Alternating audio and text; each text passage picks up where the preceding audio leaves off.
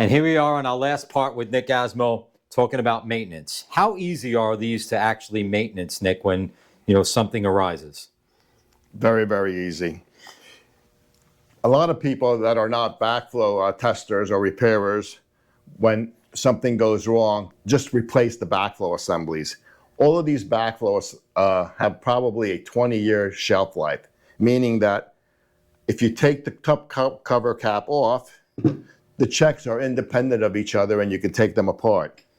And all you have to do is, like on the 909, this is a 2-inch one though, quarter turn, it comes out. We have the spring that has nothing to do with it.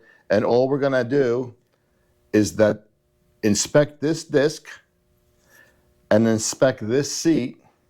And if the seat is smooth and there's nothing underneath the seat, it should seal. It's pretty simple. Yep. And that's on all RPZs? All RPZs, correct. All RPZs have some sort of check valve. Right. And now if you see here, Nick's got some different sizes. This is for a 2-inch one? This is for the 909 series. Okay. This is a 2-inch one. This is a 2-inch one for a 009 series. Quarter turn. The other way. There you go. Comes out. Spring. You inspect the rubber disc. You inspect the seat. Put it back together. And parts are readily available? Yes.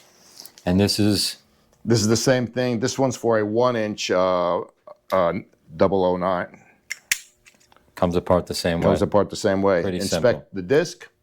Inspect the seat. Run your fingers around there. If there's a little nick in there, you're going to have to get a brand new check because the water seeks its own level and it's going to go past it.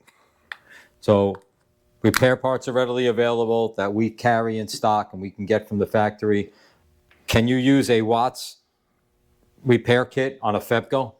Absolutely not. Each of the repair kits for each of the backflows are individual, meaning that if you have a 2-inch 909, it won't work on a 2-inch 009. Excellent. And sometimes I see on these plates that it has an M2 or an M1 on it. What does that mean? So those were modifications from the original. So on a 009, that was the first series. And then the second generation had an M1, modification number 1. That was the second series. There are no M2s on a 009, but on a 909, but a 009 goes all the way up to M3. So there's 4 different generations. Wow.